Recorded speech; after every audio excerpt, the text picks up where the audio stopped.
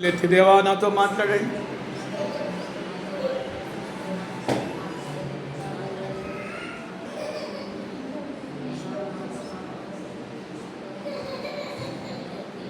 పరిశుద్ధుడైన తండ్రి, ఈ సమయంలో సాక్ష్యం ఇచ్చిన బిడ్డల్ని దీవించండి. ఈ వాక్యాన్ని వినబోతున్నా మా అందరితో మాట్లాడండి తండ్రి. ఈ వాక్యం ద్వారా మా ప్రాణాత్మ దేహములతో మీరు ముచ్చటించండి. ఇంకా మేము ఏమి నేర్చుకోవాలో, ఏమి సరి చేసుకోవాలో, ఏమి దిద్దుకోవాలో, ఏమి మార్చుకోవాలో ఈ వాక్యము ద్వారా మమ్మలను హెచ్చరించి, సరిచేసి, బలపరిచి, ధైర్యపరిచి మీరు ఆఖరికి మమ్మల్ని సిద్ధపరచండి. యేసు నామములో ప్రార్థించి వాక్య సందేశాన్ని ప్రారంభిస్తున్నాము పరమ తండ్రి. చేతులపైకెత్తి అని చెప్పండి. చాలా జాగ్రత్తగా ఒక అరగంట సేపు మీరు మౌనంగా శ్రద్ధగా దేవుని వాక్యం మీద మీ మనసు పెట్టుదురుగాక. పిల్లలు ఎవరైనా కొంచెం డిస్టర్బ్ చేస్తుంటే కొంచెం వాళ్ళని పుచ్చగించండి, వాళ్ళని పట్టబాగండి. వాళ్ళకి తెలియదు కదా, వాళ్ళని పట్టబాగండి. తెలియదు. ప్రభు చెప్పారు చిన్నపిల్లల్ని ఆటంకపరచొద్దు అని చెప్పాడు. కనుక చిన్నపిల్లల్ని కొట్టొద్దండి, వాళ్ళ మీద గుడ్లాలు వేయద్దు. వాళ్ళని జస్ట్ ప్రేమతో సున్నితంగా హెచ్చరించండి, బుజ్జగించండి, అంతే. డబ్బులు మాత్రం కొట్టబాగండి. స్తోత్రం చెప్పండి. హల్లెలూయా. యేసు ప్రభుని నమ్మిన తర్వాత యేసు ప్రభు మన జీవితంలో కొన్ని మంచి లక్షణాలను మనం కలిగి ఉండాలని ఆయన ఆశపడుతూ ఇష్టపడుతూ ఉంటాడు.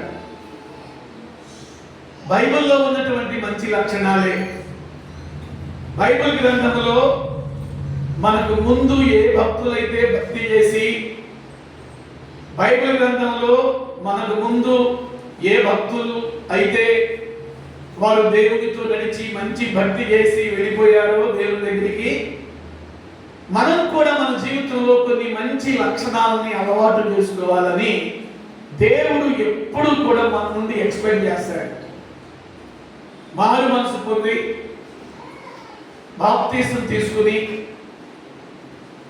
ఒకవేళ బాప్తీసం తీసుకోవడానికి కొంత ఆలస్యం చేస్తున్నప్పటికీ మీ అందరి జీవితాల్లో దేవుడు కొన్ని మంచి లక్షణాలని ఎక్స్పెక్ట్ చేస్తాడు. ఎక్స్పెక్ట్ అంటే ఎదురు చూస్తాడు. మీరు బైబిల్ గ్రంథంలో యేసు ప్రభు చెప్పినటువంటి ఉపమానాలు ఇంచుమించుగా ఒక 30 పైనే ఉపమానాలు ఉన్నాయి. ఆ 30 ఉపమానాలు ద్వారా చాలా ఆధ్యాత్మికమైన విషయాలు మనం నేర్చుకుంటాం. వాటిల్లో యేసు ప్రభు చెప్పినటువంటి ఒక ఉపమానం, ఆ ఉపమానం ద్వారా ఈరోజు మనం నేర్చుకోవాల్సిన ఒక ముఖ్యమైనటువంటి పాఠం ఈరోజు మీకు చెప్పమని దేవుడు నన్ను ప్రేరేపించాడు. వాటిని నేను మీకు చెప్పడానికి ముందు మిమ్మల్ని ఒక ప్రశ్న అడగాలని ఆశపడుతున్నా. చెయ్యత్తమని నేను అడగను, కానీ మీరు మందిరానికి రావటం ప్రారంభించి, అనగా దేవుని తెలుసుకుని, నిజదేవుడు సత్యదేవుడు అయినటువంటి యేసు ప్రభుని తెలుసుకుని మీరు మందిరానికి రావటం ప్రారంభించిన ఆనాటి నుండి ఈ రోజు వరకు మీకు ఇక్కడ చెప్పబడుతున్నటువంటి మాటలు, మీకు ఇక్కడ ఆత్మీయ తల్లిగారి ద్వారా కానీ నా ద్వారా కానీ మీకు చెప్పబడుతున్నటువంటి వాక్యాలు మరి ఎంత మట్టుకు మీరు ఆ వాక్యపు మాటలు చెప్పి మీరు లోబడుతూ జీవిస్తున్నారో నాకు తెలియదు. బోధ చేయటం మట్టుకే మా వంతు. పిల్లల, మేము ఈ బైబిల్ గ్రంథంలో ఉన్నటువంటి విషయాలని పాటిస్తూ నేర్చుకుంటూ మిమ్మల్ని కూడా పాటించమని మీకు నేర్పుతూ ఉన్నాను. ఎందుకంటే మాకు రెండంతల తీర్పు ఉంది. యాకోబు తన పత్రికలో అంటాడు, మీలో అనేకులు బోధకులు కాకుడి, ఎందుకంటే బోధకులైన వారికి రెండంతల తీర్పు అంట. వాక్యం విని వెళ్ళే వారికి ఒక వంతే తీర్పు, బోధించే మాకు రెండంతల తీర్పు ఉండింది. కనుక మేము ఒళ్ళు దగ్గర పెట్టుకుని బోధించాలి. స్తోత్రం చెప్పండి. హల్లెలూయా. నేను పాస్టర్లకు ఇలాగే చెప్తా, ఎందుకంటే మన బైబిల్ ట్రైనింగ్ సెంటర్స్ లో కందుకూరు, ఒంగోలు, గిద్దలూరు ఇంకా అనేక స్థలాల్లో పాస్టర్ల సదస్సులు పాస్టర్లకు ఇదే చెప్తా, బోధకులైన వారికి రెండంతలు తీర్పు ఉంది, సేవకులకు రెండంతలు తీర్పు ఉంది, కనుక ఒళ్ళు దగ్గర పెట్టుకుని బోధ చేయమని చెప్తా. వాళ్ళు ఎంత పెద్ద సేవకులైనా నాకు అనవసరం. దేవుడు నాకు ఇచ్చిన బోధ వాళ్ళకి చెబుతూ ఉన్నప్పుడు ఒళ్ళు దగ్గర పెట్టుకుని జాగ్రత్తగా మీరు బోధ చేయాలి అని చెప్తా. ఎందుకంటే పరలోక రాజ్యం అనేది అది ఇరుకు మార్గం. అది ప్రభు చెప్పారు, నాశనకరమైన మార్గము ఈ లోకం, అది వెడల్పోయింది, విశాలమైంది. కానీ పరలోక రాజ్యానికి ఎవరు వెళ్తారంటే ఇరుకు మార్గం. ఈ ఇరుకు మార్గములో కొన్ని కఠినమైనటువంటి ఆజ్ఞలు ఉన్నాయి, కఠినమైనటువంటి ఆంక్షలు ఉన్నాయి. ఈ కఠినమైన ఆంక్షలను ఆజ్ఞలను ఎవరైతే విని పాటించరో వారికి ఖచ్చితంగా పరలోక రాజ్యం ఉండదు. పిల్లల యేసు ప్రభు చెప్పిన బోధలు చాలా చాలా అద్భుతమైనటువంటి బోధలు. పిల్లల బోధలు విని వెళితే మీకు వాటి వల్ల ప్రయోజనం ఉండదు. విన్న ఆ బోధలకు మీరు లోబడాలి. ఆ మాట చెప్పండి, లోబడాలి అనేది. హల్లెలూయా, హల్లెలూయా. సంఘంలో మీకు దైవజనుడు ఏం నేర్పుతాడంటే బోధ నేర్పుతాడు, భక్తిని నేర్పుతాడు, విశ్వాసాన్ని నేర్పుతాడు, పరిశుద్ధత నేర్పుతాడు, ఎలాగ భక్తి చేయాలో నేర్పుతాడు, ఎలాగ ఈ లోకములో ప్రవర్తించాలో నేర్పుతాడు, సంఘములో ఎలా ఉండాలి, సమాజంలో ఎలా ఉండాలి, భర్త కుటుంబంలో ఎలా ఉండాలి, భార్య కుటుంబంలో ఎలా ఉండాలి, తల్లిదండ్రులు పిల్లల దగ్గర ఎలా ఉండాలి, పిల్లలు తల్లిదండ్రుల దగ్గర ఎలా ఉండాలి, ఇవన్నీ కూడా బైబిల్ గ్రంథములో దేవుడు రాసినటువంటి మాటలు. ఇక్కడ మీకు మాట్లాడే ప్రతి మాట శామ్ డానియల్ పాస్టర్ గారి సొంత మాటలు కావు, రత్న డానియల్ గారి సొంత మాటలు కావు, కేవలం బైబిల్లో దేవుని మాటలే మీకు ఇక్కడ దొరుకుతుంది. మీరు మా బోధలో ఎక్కడ మా గురించి చెప్పుకోవడం కానీ లోక సంబంధమైన విషయాల గురించి చెప్పుకోవడం కానీ మేము చెయ్యం. ప్రభు బోధనే మాట్లాడతాం ఇక్కడ, ప్రభు గురించే మాట్లాడతాం ఇక్కడ. నా ప్రియమైన దేవుని బిడ్డలారా, బైబిల్ చెప్తుంది ఆయన బోధ సత్యమైనటువంటి బోధ. ఆ సత్యమైన బోధలో మీరు నిలబడాలి. నిలబడాలి అనండి, కొంచెం గట్టిగా చెప్పండి. నిలబడాలి. ఎక్కడ నిలబడాలి? సత్యమైనటువంటి బోధలో నిలబడాలి. మీరు వాక్యం విని వాక్యాన్ని ఇక్కడికే మీరు పరిమితం చేసేసి వాక్యం విని మీరు వదిలేస్తే దానివల్ల మీకు ఎలాంటి ప్రయోజనం ఉండదు. ఇక్కడ మీకు దేవుడు ఏ మాట అయితే ఇస్తున్నాడో లైవ్ లో చూస్తున్న వారు కూడా జాగ్రత్తగా వినాలి. ఇక్కడ మీకు ఏ మాట అయితే మీకు దొరుకుతుందో ఆ మాట మీ జీవితాల్లో ప్రాక్టికల్ గా మీరు నేర్చుకోవాలి. ఇక్కడ దేవుడు ఏది చేయమన్నాడు అది చేయాలి, ఏది చేయొద్దన్నాడు అది చేయకూడదు, ఏది మానమన్నాడు అది మానాలి, ఏది మీ జీవితంలో కనబడాలన్నాడు అది కనపరుచుకోవడానికి ప్రయత్నం చేయాలి, ఏది విడిచిపెట్టమంటున్నాడో దాన్ని విడిచిపెట్టాలి. దేవుని బోధ మొహమాటము లేనిటువంటి బోధ. స్తోత్రం చెప్పండి. హల్లెలూయా. యేసు ప్రభు బోధ ఎలాంటిది అంటే, అపోస్తలులు కూడా చేసిన బోధ ఎలాంటిది అంటే మొహమాటము లేని బోధ చేశారు. ఈ మాట మనిషికి చెబితే ఏమైనా అనుకుంటారేమో, ఈ మాట పలానా వ్యక్తి చెప్తే ఏమైనా అనుకుంటారేమో. ప్రియరా, అలా గనక బోధ చేస్తే మేము మిమ్మల్ని పరలోక రాజ్యానికి పంపించలేము. స్తోత్రం చెప్పండి. హల్లెలూయా. అంటే ప్రభు ఏం చెప్తాడంటే రాజీ పడని బోధ చేయమంటాడు సంఘానికి. కనుక ఇక్కడ మీకు అందించబడుతున్న వాక్యం మళ్ళా చెప్తున్నాను, స్వచ్ఛమైంది, ఆరోగ్యకరమైంది, మీ ఆత్మీయ జీవితాన్ని బలపరిచే మాటలు, హెచ్చరించే మాటలు, ధైర్యపరిచే మాటలు, ఖండించే మాటలు, మిమ్మల్ని పొగిడే మాటలు ఇక్కడ ఉండవు. స్తోత్రం చెప్పండి. హల్లెలూయా. మిమ్మల్ని ఎప్పుడు కూడా హెచ్చరించే మాటలు దొరుకుతాయి, గద్దించే మాటలు దొరుకుతాయి, దిద్దే మాటలు దొరుకుతాయి వీళ్ళరా. అంతేకాని మిమ్మల్ని పొగిడే మాటలు ఎక్కడా కూడా ఇక్కడ దొరకవు. కాబట్టి దేవుని బిడ్డలైనటువంటి మీరు ఇక్కడ బోధ, ఇది దేవుని బోధని, దేవుడిచ్చే బోధని మీరు గ్రహించుదురుగాక. చూడండి, మత్తయి సువార్త 18వ అధ్యాయం పిల్లగా 21వ వచనాన్ని చదువుకుందాం. 21, 22 వచనాలు చదువుకుందాం. మత్తయి సువార్త పేజీ నెంబర్ 19వ పేజీ, మత్తయి సువార్త 18వ అధ్యాయము 21, 22 వచనాలు మనం చదువుకుందాము. ఆ సమయమున పేతురు ఆయన యొద్దకు వచ్చి, ప్రభువా, నా సహోదరుడు నా ఎడల తప్పిదము చేసిన ఎడల నేనెన్ని మారులు అతనిని క్షమించవలెను? 7 మార్ల మట్టుగా అని అడిగాను. అందుకు యేసు అతనితో ఇట్లా, నేను 7 మార్ల మట్టుకే కాదు పేతురు, 70 ఏళ్ల మారుల మట్టుకని నీతో చెప్పుచున్నాను. స్తోత్రం చెప్పండి. హల్లెలూయా. 2 చేతుల పైకెత్తి స్తోత్రం చెప్పండి. జాగ్రత్తగా ఈ మాటల్లో ఉన్న ఆంతర్యాన్ని నేను మీకు చెప్తాను. జాగ్రత్తగా యేసు ప్రభు బోధలు అంటే ఆయన బోధ ప్రజల్ని ఆకర్షించేటటువంటి బోధ. మన స్వాతంత్ర సమరయోధుడు మహాత్మా గాంధీ గారు కూడా బ్రిటిష్ వారిని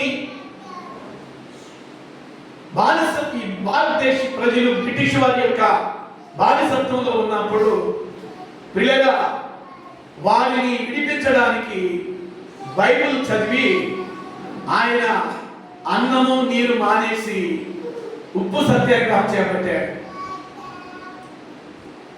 బైబిల్ చదివాడు మహాత్మా గాంధీ గారు.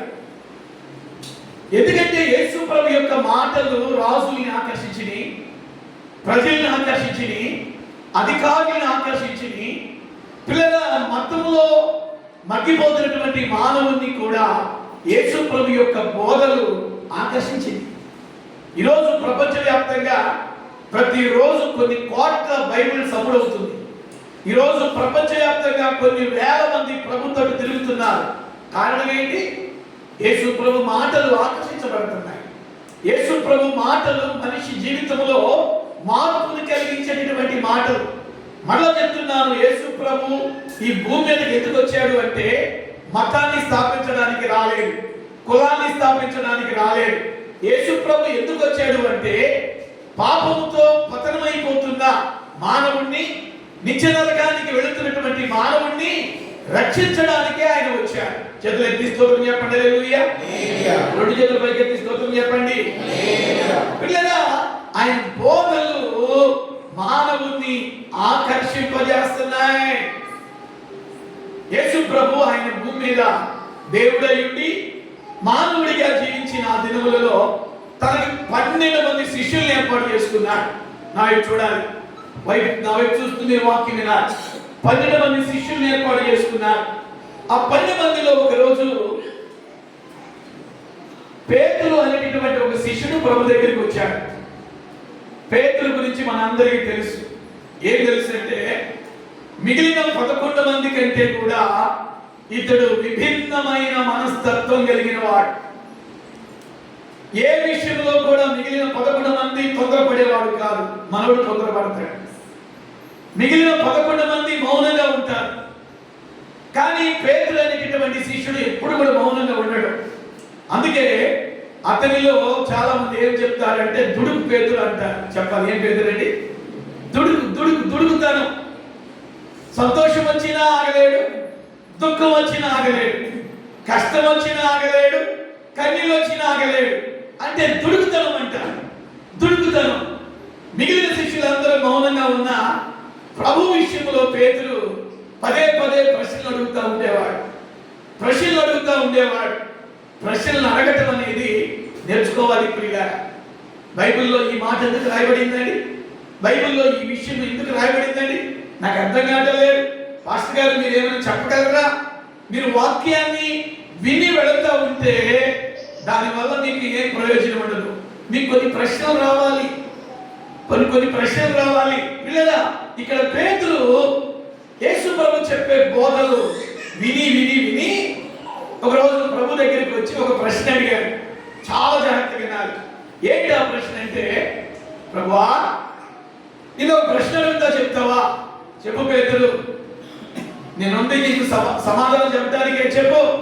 ఏం లేదు ప్రభువా, నాకు నా సహోదరుడికి ఒక చిన్న విషయంలో తగాదా వచ్చింది.